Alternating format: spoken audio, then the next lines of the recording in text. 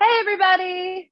We are here today with B, the Zine Witch, and we are going to be talking Synastry. This is one of their favorite topics in astrology. And I'm stoked to talk about this. You want to say hey? Hello. Well, thank you for having me here. This is so cool. Thank you for wanting to be here. If you want to share a little bit about how much you love Synastry, relationship astrology, what got you interested in it, all that kind of stuff. I think that, I am autistic and a lot of my life, I'm, very Aquarian. I'm Aquarius sun, I'm Aquarius moon.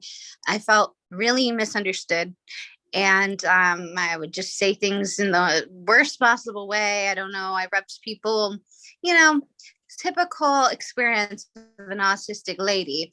And so I think that for me, grasping astrology, especially like synastry and composites and relationship and intimacy astrology, gave me a deeper lens to understand other people. I think it really is an autistic love language to be able to dive that deeply with someone. So yeah, I think that my love of synastry kind of came from wanting to have better relationships with my family, wanting to have better relationships with friends, lovers, and to be able to understand people that grew up in completely different environments than myself. But my childhood was pretty unusual. So it gave me a greater grasp of the people in my world. Yeah, and it really can do that. You can kind of it just helps you to understand the dynamics going on between yourself and other people so much better. So you can see why, you might really get on well with somebody and why you might really not get on well with somebody else. Yeah. You can kind of see like why. Something that's very interesting to me is just like seeing why someone is rubbing me the wrong way. And then like, I'm a very big shadow work person. So I'm always like reflecting, is this like my ego that's speaking? Like, is this something I need to work on myself? Or, is this person rubbing me the wrong way because, this is my intuition telling me this person is unsafe for me, Yeah. Yeah. And it also, sometimes people, you'll hear that somebody is like really great or whatever. And you meet them and it's like, the fuck? Like you just, you don't pick up this. And then you look at the synastry and you're like, well, that's why I don't view them this, it kind of, yeah. I learned but things because there's something called human design. I don't know if many of your listeners, your watchers, your audience, if they follow it, but I learned something interesting a few months ago, which was that I have a particular channel, as they call it in human design, and I have an auditory intuition where, I can tell in the tone of someone's voice whether I can trust them or not, which I thought was really interesting because that's how I've always been. And I just never had the words for it. So, that's really cool. Yeah. Apparently they say also a heightened smell too. So like, I thought this was funny. They said something about my channel can smell a rat, and usually I have a smell thing to certain people, which I've always felt badly about. But I realize it's keeping me safe. Well, that's really cool. I do know that there are people that do watch the channel that are into human design. I'll be honest, I don't know that much about it myself, but that's fucking cool. Yeah. that's very cool, very interesting. Yeah. But synastry is very cool. I think it's a great tool. I wish it could modernize even more because I think it could be so useful to team building, for jobs, recruitment, and just, finding people that would work well together, things like that. I actually have I'll call him student. I'll call him student if he watches this, he'll know exactly who he is. But he has actually had me do some stuff for him in that kind of a way with people that within his company. So yeah. And I was like, ooh, this is a really cool thing because you're, wanting to put people that would, work well together. You know what I mean? I thought it was cool. I was like, this is bitchin'. I'm happy to do this. like Yeah. Stuff like that is my bread and butter. I really love doing stuff like that. And, anytime one of my friends will be like dating or something, they'll always have me look at the charts, and, it usually pans out to the T. And so it's nice. It's a really nice tool. And what I found in my practice, and this is just my opinion, every astrologer is going to have like a different opinion on this, but I started to see like things that other people would say are like generally good or bad placements for synastry. And that didn't always vibe with me. And what I really realized is there's no cookie cutter way of putting it.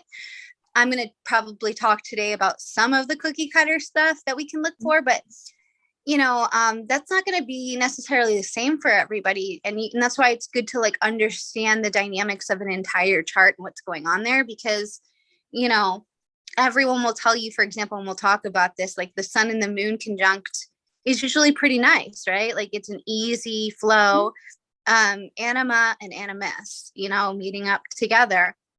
However, if like both people, kind of reside to being more the animus, then you might butt heads. It's not always going to be great. Absolutely. That one, that for sure can happen. And so can like, also depending on, what else is going on in the chart. Yeah. They could use those energies that are complementary. Yeah. In not such great ways. Almost.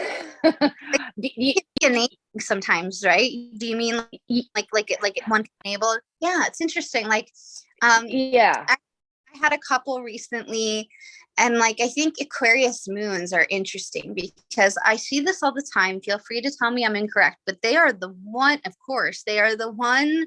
group of people that don't follow the rules when it comes to what is standard.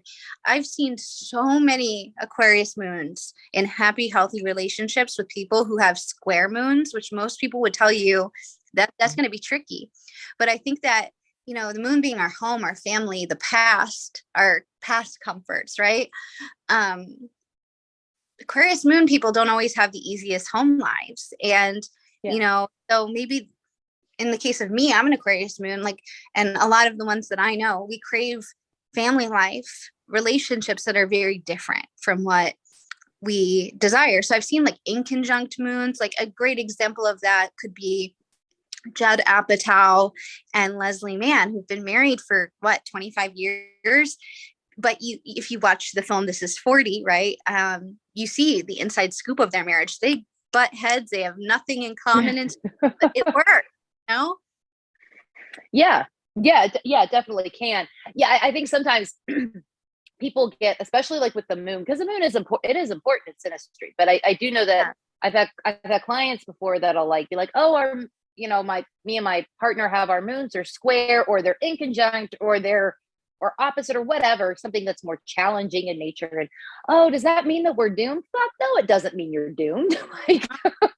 My sister is a really good example of this.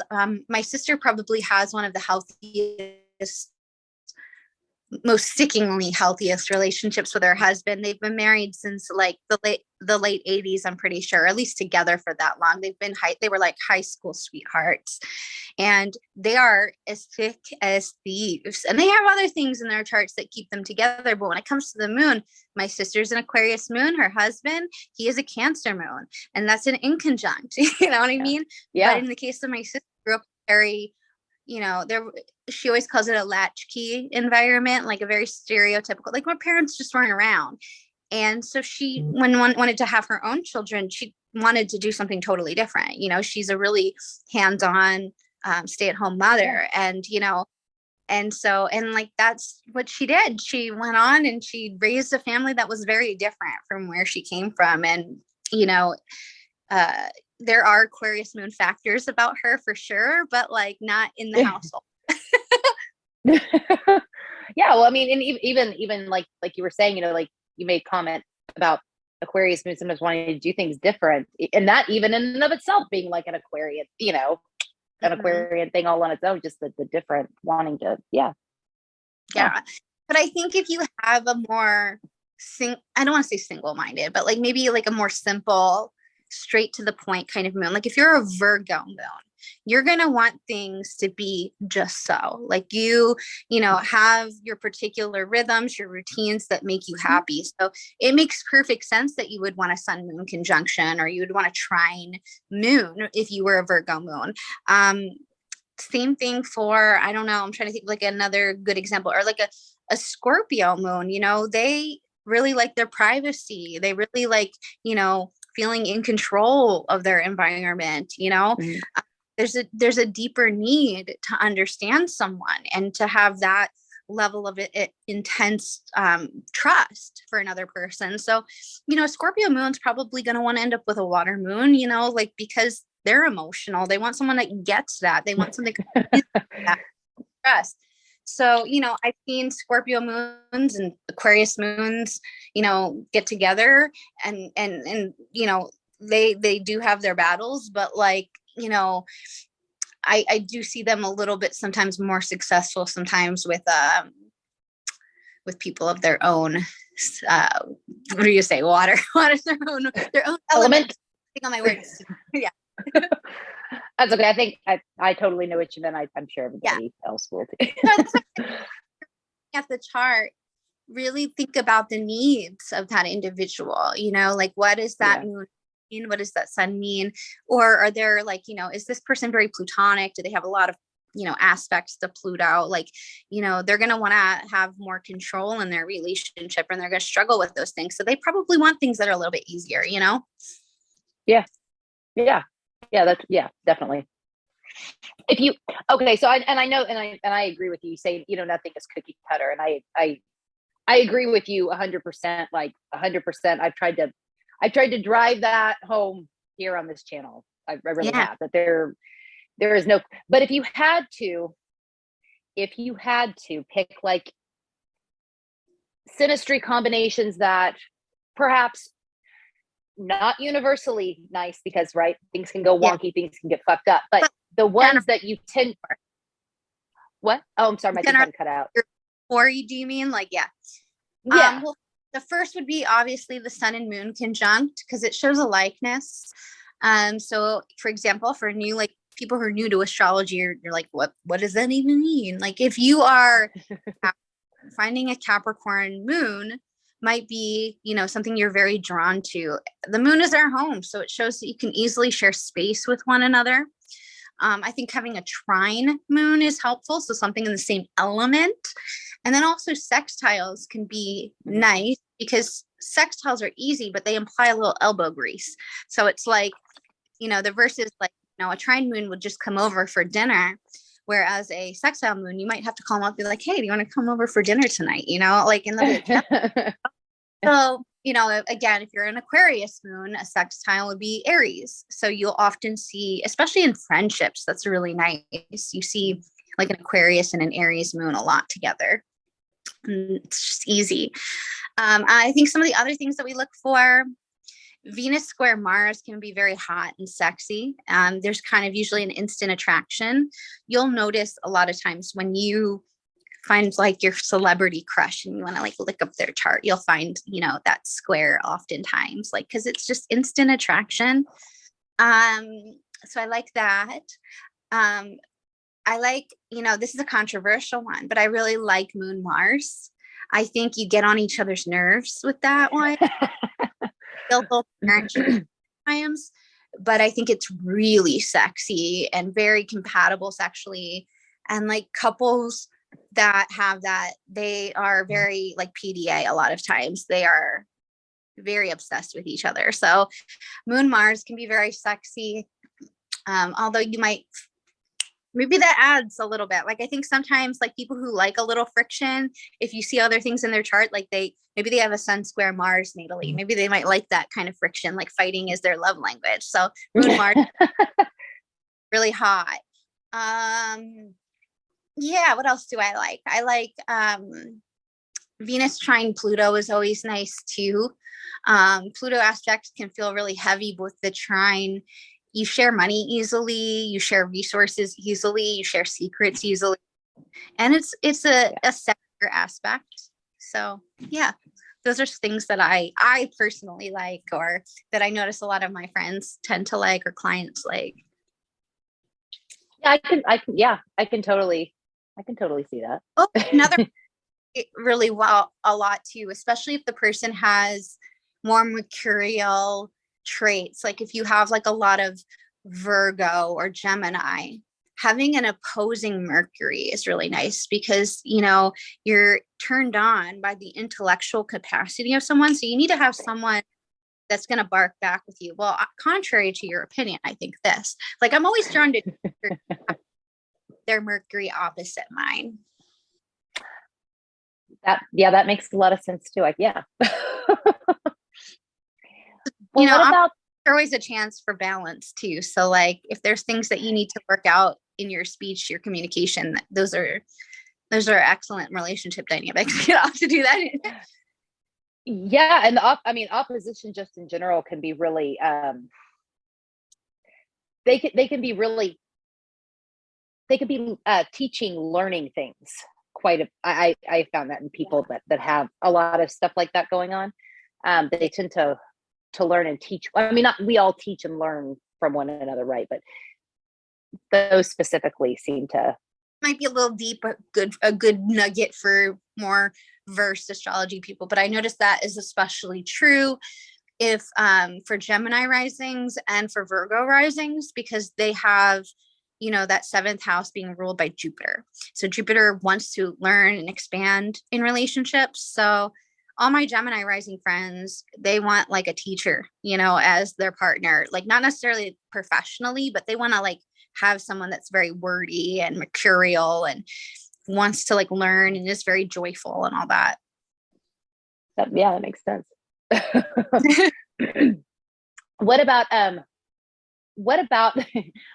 the aspects again? I know it's not universal, but the aspects that when you see them in Synastry, you're kind of like, oh fuck no. Yeah. Okay. Well, I did forget one thing that I wanted to say to the first question was another thing that I like, and then we'll get to that one. I just remembered this. This was like on the top too. Having someone's moon on your descendant is easy. You can talk to them about your feelings. So that's another thing that I would look for. As far as fuck no, like kind of, you know, you should not necessarily, I mean, every relationship has the capacity to teach you something, right? And so not necessarily something I would completely cast out, but just, you know,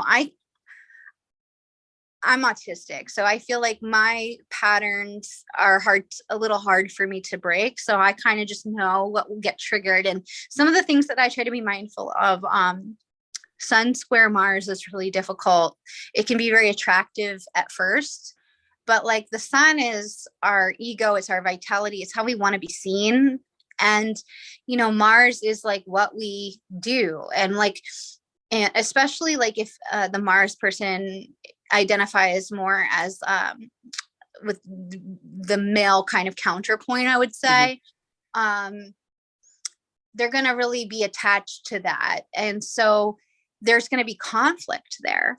A really good example is I had a friendship with a person one time, and my son is in Aquarius, and their Mars is in Taurus, and just like the arguments we would get into about, you know, financial stuff and things like that, because we just came from totally different backgrounds and worlds, and the way we express gratitude is totally different, and neither one is wrong, but we would get into these really difficult arguments. And I think Sun square Mars is one of those things where both partners are so firm in who they are in that way, because they're egoic parts of ourselves where we want to be seen, where we want to be like nurtured. It's hard to have friction there. So I think that could be a really challenging one for people. The moon and Mars in a square can be difficult for the same reason, but it's hitting much closer to the chest because it's emotional. So moon square Mars can be like, you know, the moon person is like, wow, this person's really insensitive. They do not have like the same values about emotions that I do. They might find them emotionally cold. And the Mars person will probably be like, well, this isn't my responsibility. They shouldn't be so sensitive. And, you know, I did the best I can do. And so again, these are fights with the sun and moon and Mars oftentimes that don't get resolved. And they don't get resolved because neither party is incorrect necessarily. I mean, I can't speak in every situation, but oftentimes we're just very tied to who we are in these ways, especially if it's in like fixed signs. You know, it's easier like mutable signs because we can be a little more flexible, but in the fixed signs it can be very difficult. Yeah. I mean, Pluto is always something to be aware of, although Pluto can be very sexy and sometimes it's opposite Pluto, you know, very hot sex. You're going to be very attracted to somebody if you have that with them, right? But at the same time, I think like the Pluto in Scorpio generation tends to like that kind of effect more because you have to think like these are millennials. Millennials are, you know, they're all taboo. Like if you think about all the like perverted jokes that we make, you know, like on the internet, like they're going to be a little bit more keen to that, you know. However, I think, you know, I'm trying to think, my sisters are significantly older than me. They're like they would be most people's parents' generation. Not that they're old, but they're Pluto and Virgo, and so Pluto and Virgo is not going to really like that as much. It can be sexy, but it's kind of hard to make that work on the daily sometimes. So I wouldn't avoid it. I've seen plenty of couples, that's the thing that keeps them together if they're plutonic. But if both people are not very plutonic, it can be power struggle. Yeah, I think Neptune is something. It's interesting. I have a lot of thoughts on it. But like, Neptune signs oftentimes can be like the beautiful glue that keeps a couple together. Like, yes, he's a total slob. He comes home from work, he puts his hand on his pants and he falls asleep like this. But I love him. You know?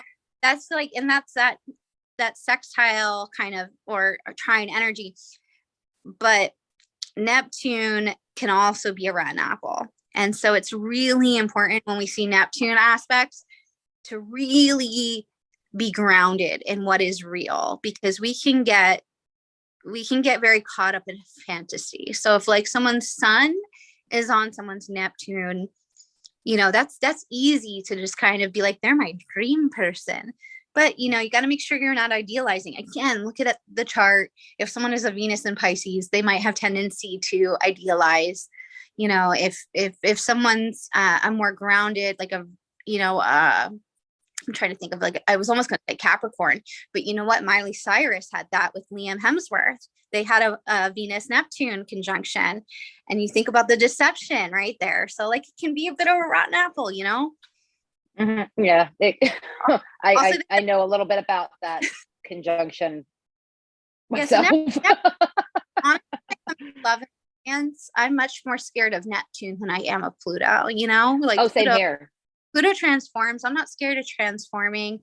I'm not scared of power struggle if it's for a good reason, but Neptune, I'm very scared of deception. Yeah, I feel sometimes I feel like I'm perhaps a little too hard on Neptune for that reason. Maybe I shouldn't be, but that's probably the planet that I'm the hardest on for that exact reason. Yeah. It's transits that people are making, like natally, like what's going on? Are you going through a Neptune transit? Is Neptune on your Venus right now? If so, you know, and you have like a person you have a lot of, you know, Neptunian connections with, that could be a storyline.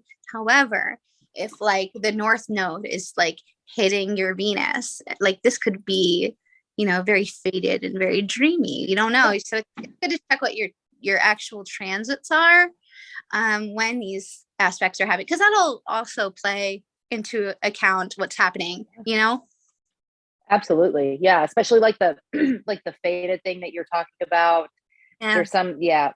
If you feel like, if you ever feel like you've met somebody and it's like faded, if you feel like it is faded, definitely check the transits to see what's going on, to see if maybe there is something like that going on.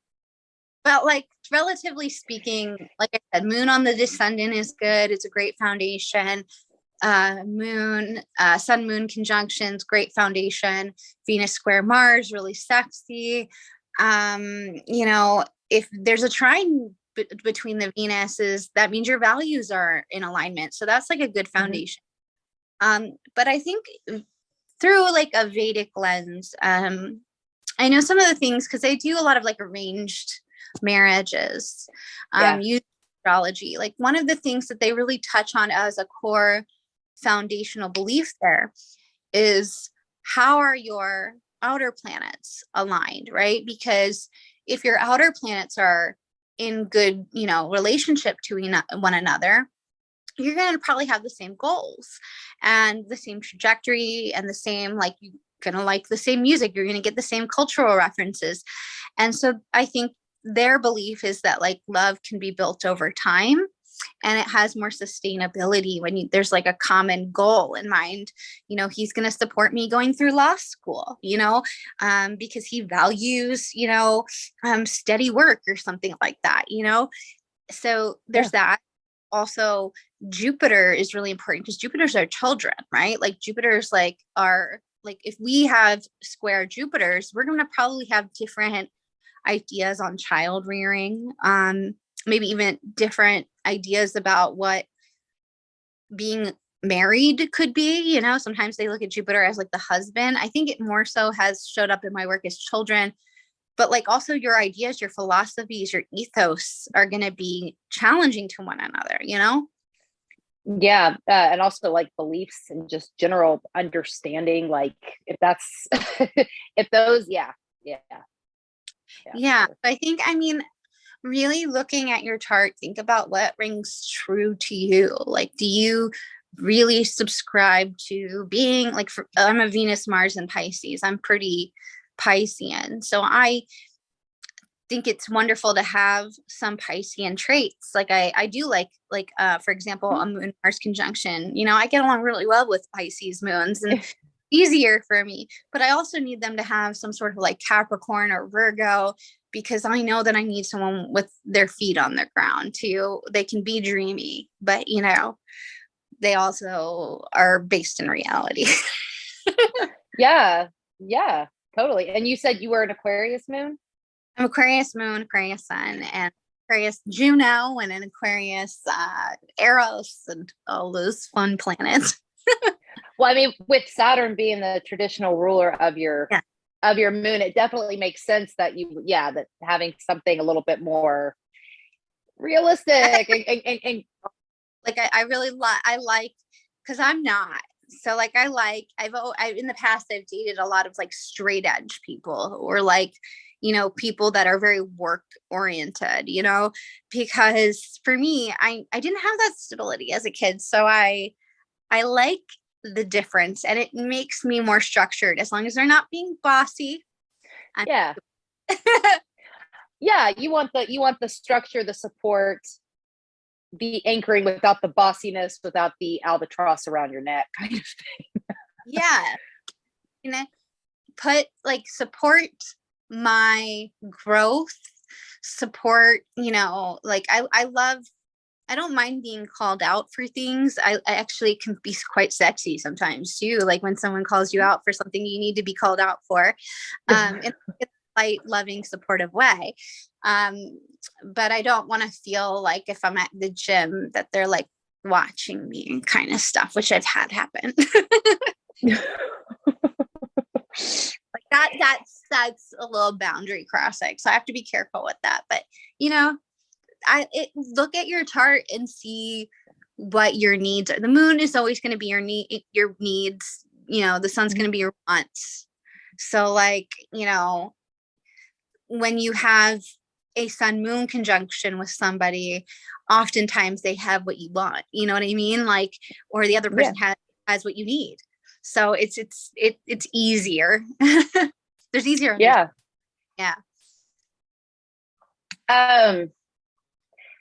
Is there anything else that you want to talk about in regards to Synastry before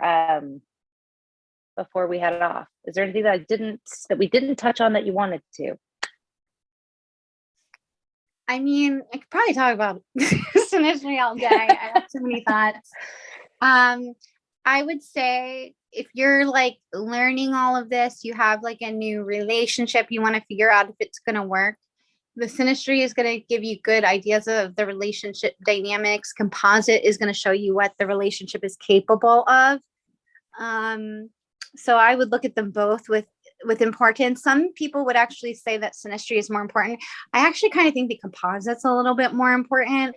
But I think that we could talk about that another day. But with Synastry, I think that, you know, things I like to avoid too, that you're probably going to read totally different, like nodal conjunctions always frighten me a little bit, because from which node? Particularly the north node. The Okay. south node, particularly the north node, but the south node can be the same. It's a different feeling. So my experience with the south node is it's easy, it's familiar. You know, it's where you've been. And the north node, often, you know, you read about this a lot, and it'll be like, these are soulmates. These are two people that are supposed to be together. That's not my experience. My experience from my client work and my own work has often been that it's unrequited love. And so, you know, there are soulful lessons you have to learn in those relationships, but I don't find that they really stick the long term. I also would say maybe like Saturn, don't underestimate Saturn's importance too, because Saturn is really like the structure and the glue. So if you have like Venus trine Saturn, or, you know, that can be the stabilizing force, you know what I mean? Like, absolutely. So definitely make sure that you have harmonious Saturn stuff. Like, you know, Saturn and Venus, you know, can feel restricting to some, but some people will prefer to have that kind of structure. I have a good friend and a good client who is a Venus Saturn natally, and I've seen every part. Oh, you do? Okay, well then you'll understand this. And I feel like every single person I've ever seen her date has had really harmonious stuff to her Saturn. Oh, also a big thing is making sure that your 7th house rulers touch each other harmoniously. I feel like that's a big one too. Yes. I absolutely agree with that. Yes. So like, it's something that doesn't get talked about a lot. Yeah. So I want to break this down to anybody who's like new to astrology. What does that mean? Right.